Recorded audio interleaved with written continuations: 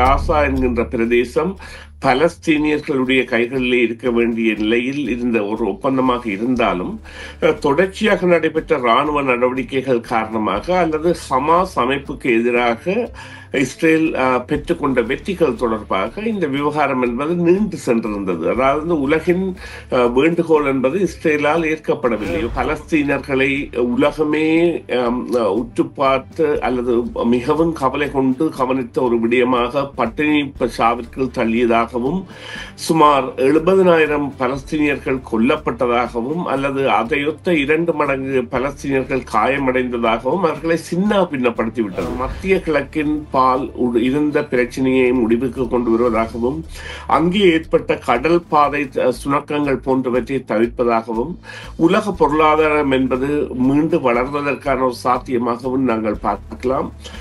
இருந்த பொழுதிலும் காலம் இதற்கான பதிலை எங்களுக்கு தந்து செல்லும். இப்பொழுது ஒரு குற்றச்சாட்டு தற்பொழுது வந்திருக்கிறது. அதாவது இந்த இஸ்ரேலிய சிறைகளில் கைதிகள் பரவலாக துன்புறுத்தப்பட்டார்கள், அங்கே மனித உரிமைகள் நடைபெற்றிருந்தன, அவர்களுக்குரிய உணவுகள் வழங்கப்படவில்லை என்று பல குற்றச்சாட்டுகள் இந்த இஸ்ரேலிய அரசு மீது சுமத்தப்பட்டு இருக்கின்றது. இப்பொழுது டொனால்ட் ட்ரம்ப் அவர்கள் கூறியிருக்கின்றார், மிகவும் அலாதியான பணங்கள் வரப்போகின்றன என்று. அங்கே காசாவை நோக்கி அங்கே பணம் வந்து உடனே செய்ய போவது ஒன்றுமில்லை. எல்லாமே அமைக்கப்பட வேண்டும். அவர்களுடைய மனம் என்பது மீள் அமைக்கப்பட வேண்டும். அந்த மன அழுத்தங்களில் இருந்து அவர்கள் விடுபட வேண்டும். எனவே அதற்கான காலம் என்பது சுமார் 50 ஆண்டுகளாவது எடுக்கும் என்பதில் எந்தவித கருத்து வேறுபாடும் இல்லாத இஸ்ரேலிற்கான ஆயுத விநியோகங்களை அல்லது ஆயுத ஏற்றுமதிகளை பல நாடுகள் இந்த போரின் ஆரம்பத்திலேயே நிறுத்தி இருந்தன. குறிப்பாக கனடா உள்ளிட. கனடா இந்த போர் ஆரம்பித்து இனப்படுகொலை விவகாரமாக மாறி வருகின்ற காலத்தில் அவ்வாறான நடவடிக்கைகளை எடுத்து அங்கே அவர்கள் மேற்கொண்ட ஆயுத விநியோகங்களோ அல்லது இராணுவ வாகன விநியோகங்களையோ நிறுத்தி இருந்தது.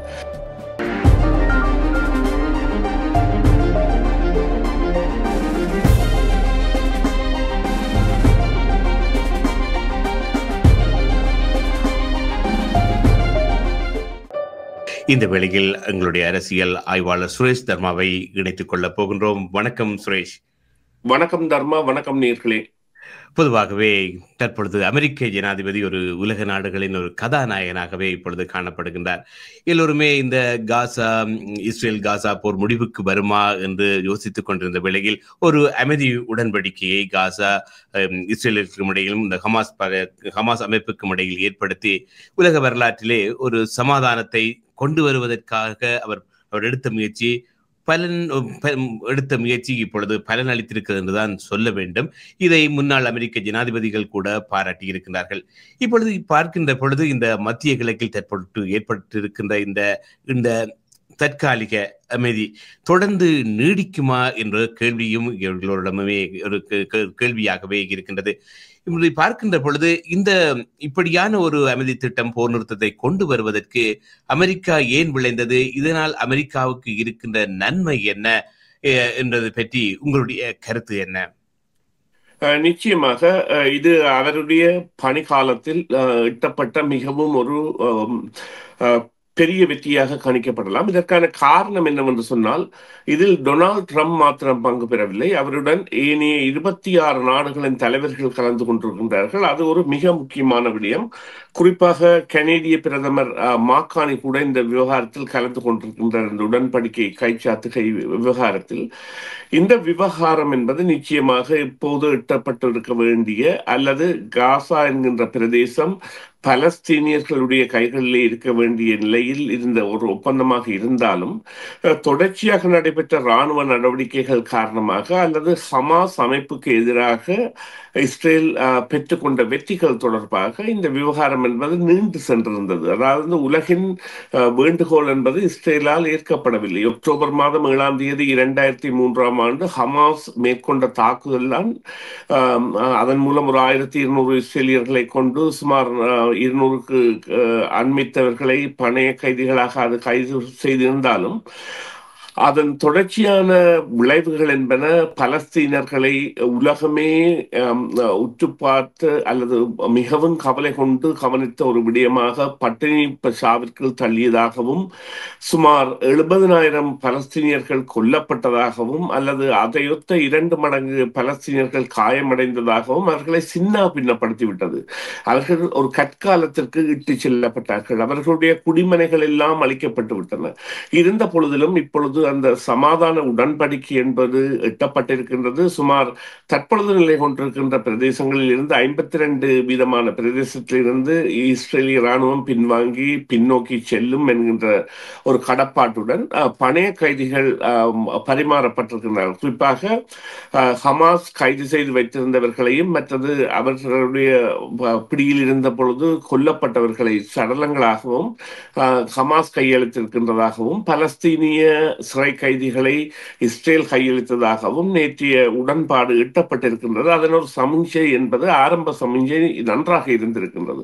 இருந்த பொழுதிலும் கலந்து கொண்ட நாடுகளில் மத்திய கிழக்கை சேர்ந்த நாடுகள் பலவும் இருப்பதால் அவற்றின் அழுத்தம் என்பது இந்த உடன்படிக்கை என்பது சாத்தியப்படுத்துவதில் ஹமாஸ் தரப்பு நிச்சயமாக ஈடுபட வேண்டும் என்பதில் இருக்கும் என்பதில் ஐயமில்லை. அதனை இந்த விவகாரத்தை தாங்களே நடாத்தியதாக அல்லது ஹோஸ்ட் பண்ணியதாக இருக்கின்ற ஈஜிப்த் நாட்டின் தலைவர் கூட கூறியிருக்கின்றார், இதுதான் காசாவிற்கான இறுதி தீர்வாக அமைய முடியும், எனவே இதனை 2 தரப்பும் கடைபிடிக்க வேண்டும் என்று. இந்த வகையில் இது மத்திய கிழக்கின் பால் இருந்த பிரச்சனையை முடிவுக்கு கொண்டு வருவதாகவும் அங்கே ஏற்பட்ட கடல் பாதை சுணக்கங்கள் போன்றவற்றை தவிர்ப்பதாகவும் உலக பொருளாதாரம் என்பது மீண்டு வளர்வதற்கான ஒரு சாத்தியமாகவும் நாங்கள் பார்க்கலாம். இருந்த பொழுதிலும் காலம் இதற்கான பதிலை எங்களுக்கு தந்து செல்லும். பொதுவாகவே பார்க்கின்ற பொழுது இந்த அமைதி ஒப்பந்தத்துக்கு பிறகு இஸ்ரேலிய சிறைகளில் இருந்து ஹமாஸ் தடுத்து வைக்கப்பட்டிருந்த கைதிகள் விடுவிக்கப்பட்டு இருந்தனர். இப்பொழுது ஒரு குற்றச்சாட்டு தற்பொழுது வந்திருக்கிறது. அதாவது இந்த இஸ்ரேலிய சிறைகளில் கைதிகள் பரவலாக துன்புறுத்தப்பட்டார்கள், அங்கே மனித உரிமைகள் நடைபெற்றிருந்தன, அவர்களுக்குரிய உணவுகள் வழங்கப்படவில்லை என்று பல குற்றச்சாட்டுகள் இந்த இஸ்ரேலிய அரசு மீது சுமத்தப்பட்டு இருக்கின்றது. ஆகவே இப்படியான இந்த குற்றச்சாட்டுகள் ஏற்கனவே இந்த இஸ்ரேலிய அரசு மீது பரவலான குற்றச்சாட்டுகள் இந்த தொடங்கியதிலிருந்து வந்திருக்கின்றன. இப்பொழுது இந்த அமைதி ஒப்பந்தம் கைச்சாத்திட்டு ஒரு சமூகமான ஒரு சூழ்நிலை இருக்கின்ற பொழுது இப்படியான குற்றச்சாட்டுகள் வருகின்ற பொழுது இது இந்த அமைதி முயற்சி, இந்த போர் நிறுத்தத்தை எந்த அளவில் பாதிக்கும் என்று நீங்கள் நினைக்கிறீர்கள்? இல்லை, அதில் பாதிப்பை ஏற்படுத்தா வண்ணம் பார்க்க வேண்டியதுதான் இப்பொழுதுள்ள கடமையாக அவர்கள் இருக்கின்றது.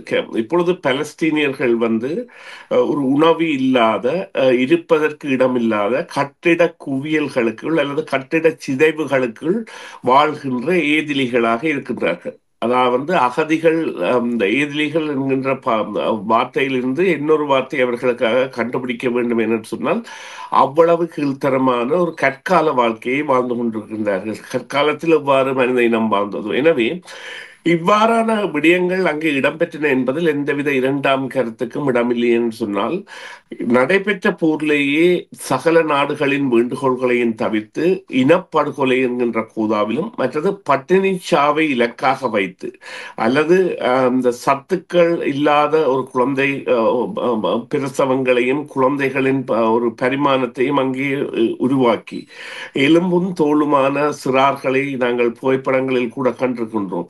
உருவாக்கி விட்டுத்தான் இப்பொழுது இஸ்ரேல் இந்த உடன்படிக்கைக்கு வந்திருக்கின்றது. இதிலிருந்து மீண்டு வருவதற்கு காசா என்கின்ற பிரதேசத்திற்கு ஆக குறைந்தது 50 ஆண்டுகள் எடுக்கும். இப்பொழுது டொனால்ட் ட்ரம்ப் அவர்கள் கூறியிருக்கின்றார், மிகவும் அலாதியான பணங்கள் வரப்போகின்றன என்று அங்கே காசாவை நோக்கி. அங்கே பணம் உடனே செய்ய போவது ஒன்றுமில்லை, எல்லாமே மீள் அமைக்கப்பட வேண்டும். அவர்களுடைய மனம் என்பது மீள் அமைக்கப்பட வேண்டும். அந்த மன அழுத்தங்களில் இருந்து அவர்கள் விடுபட வேண்டும். எனவே அதற்கான காலம் என்பது சுமார் 50 ஆண்டுகளாவது எடுக்கும் என்பதில் எந்தவித கருத்து வேறுபாடும் இல்லாத உலகம் தான் இப்பொழுது இருக்கின்றது என்றால் உலகம் நேரடியாக கண்ணுட்டது. இதற்கான காரணம் இந்த சமூக வலைத்தளங்களும் மற்றும் செய்திகளின் உடன் பரிமாற்றமும். எனவே இவ்வாறான நிலையில் அங்கே இடம்பெற்றிருக்கலாம். அவற்றிற்கான விசாரணையை மேற்கொள்ளுமா இஸ்ரேல் என்றால் மேற்கொள்ளலாம் அல்லது விடலாம்.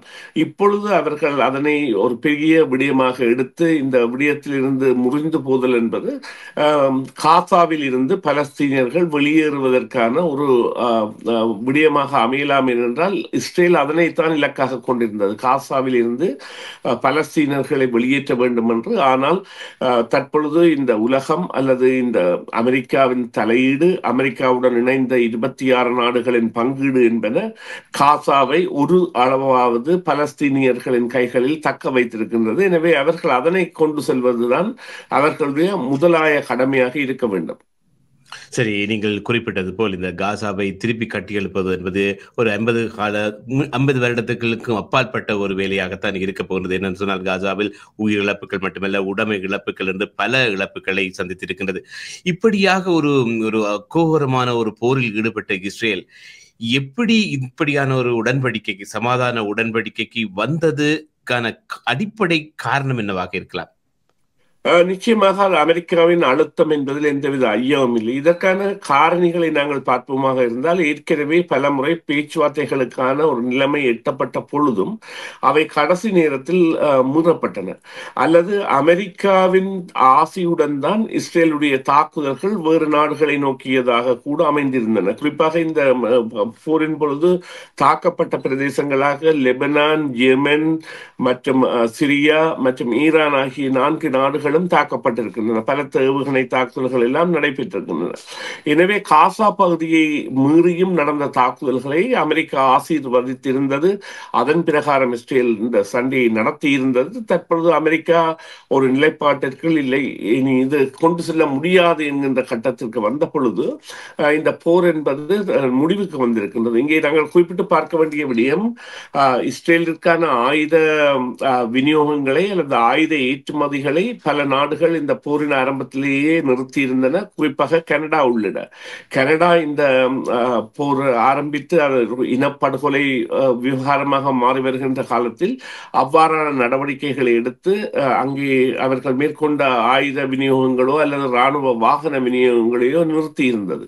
இவ்வாறான நிலையில் இந்த இஸ்ரேல் என்பது நிச்சயமாக இணங்க வேண்டிய நிலையை இஸ்ரேலிய மக்களை ஏற்படுத்தி இருந்தார்கள். அவர்கள் கூட இந்த போரின் மீதான வெறுப்பை கொண்டவர்களாகவும் தங்களுடைய பிரதமரின் செயற்பாட்டின் மீதான அதிருப்தியை கொண்டவராகவும் மாறியிருந்தார்கள் என்பதில் எந்தவித ஐயமும் இல்லை. பொதுவாகவே அமெரிக்க ஜனாதிபதி டொனால்ட் ட்ரம்பை பொறுத்தவரையில் இந்த உலக பொருளாதாரத்தை மாற்றுவது மட்டுமல்லாமல் பல நாடுகள், இந்த போர்கள் தொடர்கின்ற நாடுகளில் தனது பார்வையை திருப்புவதாகவும் இருக்கின்றார்.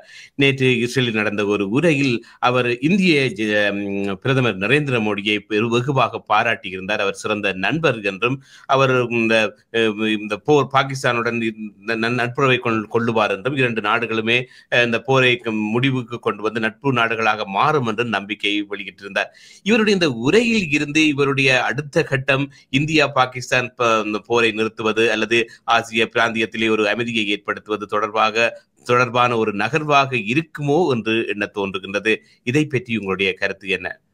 நிச்சயமாக அடுத்த கட்ட நடவடிக்கையாக உலகம் எதிர்பார்த்திருப்பது உக்ரைன் ரஷ்யா போரின் முடிவு. அதற்கான நடவடிக்கையில் இவர் பூட்டினை நம்பியிருந்த ரஷ்ய ஜனாதிபதியை, ஆனால் பூட்டின் நம்பிக்கைக்குரியவர் அல்ல என்பதை அவரை மீண்டும் வெளிப்படுத்தி இருந்தார். அந்த ஆளுமையில் அதனை செய்ய வேண்டுமே தவிர இந்திய பாகிஸ்தானிய போர் என்பது ஒரு பனிமூட்டமான நடவடிக்கையாக இப்பொழுது இருக்கின்றது. என்றால் அங்கே போர் இப்பொழுது நடைபெறாவிட்டாலும் படைக்குவிப்புகள் நடைபெற்றுக் கொண்டு வருகின்றன. பாகிஸ்தான் அமெரிக்காவின் அனுசரணைப்பட்ட நாடாக மாறி வருகின்றது என்பதை அதன் நடவடிக்கைகள் திட்ட தெளிவாகவே எடுத்து காட்டியிருந்தன. எனவே இந்தியா தொடர்பாக அதிருப்தி கொண்டிருந்தது, அமெரிக்காவிடமிருந்து விலகும் தன்மையை கொண்டிருந்தது. அதனை மீள ஒரு நட்பு வட்டாரத்திற்கு கொண்டு வருவதற்கான நடவடிக்கையை தான் அமெரிக்கா இப்பொழுது அதாவது செய்து வருகின்றது. என்றால் இந்தியர்கள் பெரும்பான்மையான அளவில் அமெரிக்க ஆட்சியில் கூட இருக்கின்றார்கள், அல்லது இந்திய வம்சாவளியினர், அதாவது வான்ஸ் அவர்களுடைய மனைவி உஷா வான்ஸாக இருக்கட்டும், அல்லது தற்பொழுது FBI-யின் இயக்குநராக இருக்கின்ற கேஷ் பட்டேலாக இருக்கட்டும், அவ்வாறு பல இந்திய வம்சாவளியினர் இருக்கின்றனர். அத்தோடு பல அந்த பெரிய நிறுவனங்களின் தலைமை பதவியில் கூட இந்திய வம்சாவளியினர் இருக்கின்றனர் அமெரிக்கா. இந்த வகையில் அந்த அமெரிக்க இந்திய உறவை மீள கட்டியமைக்கும் செயற்பாட்டை ட்ரம்ப் அவர்கள் செய்தியாக வேண்டிய நிலைமையில் இருக்கின்றது. அதனை அவருடைய பேச்சுக்கள் வெளிப்படுத்தும். அதற்கான நடவடிக்கையில் அவர் இறங்குவார் என்பதில் எந்தவித சந்தேகமும் இல்லை. நன்றி சுரேஷ் சர்மா. இந்த வேளையில் இணைந்து கொண்டதற்கு. நம்புவோம் உலகத்திலே அமைதி நிலவ வேண்டும் என்று இந்த இஸ்ரேல் காசா போர் முடிவுக்கு வந்தது எல்லோருக்குமே ஒரு மகிழ்ச்சியான செய்திதான். அந்த மகிழ்ச்சி நிரந்தரமாக இருக்க வேண்டும். காசாவில் மீண்டும் அமைதி நிலவ வேண்டும். மக்கள் திரும்பி சென்று சமூகமான வாழ்க்கை தொடர வேண்டும் என்பதை தான் எல்லோருடைய எதிர்பார்ப்பாகவும் இருக்கிறது. நன்றி. இந்த வேளையில் இணைந்து கொண்டதற்கு. மீண்டும் ஒரு பொழுதில் சந்திக்கலாம். நன்றி தர்மா. நன்றி நேயர்களே. மீண்டும் ஒரு பொழுதில் சந்திப்போம். CMR யூடியூப் சேனலில் இணைந்திருக்கும் நேயர்கள் அனைவருக்கும் எமது நன்றி. காமெண்ட்ஸ் பகுதியில் உங்கள் கருத்துக்களை தெரிவிக்க தவறாதீர்கள். முக்கிய செய்திகள், காணொளி தொகுப்புகள், நேர்காணல் என பலதரப்பட்ட அம்சங்களையும் உங்களுக்காக தருகின்றது CMR யூடியூப் சேனல். CMR என்று சர்ச் செய்து எமது யூடியூப் சேனலை சப்ஸ்கிரைப் பண்ணுங்கள். உங்கள் உற்றார் உறவினர் நண்பர்களோடும் இந்த காணொளி தொகுப்புகளை பகிர்ந்து கொள்ளுங்கள். அருகில் இருக்கின்ற முக்கிய காணொளி தொகுப்புகளையும் தவறவிடாமல் பாருங்கள்.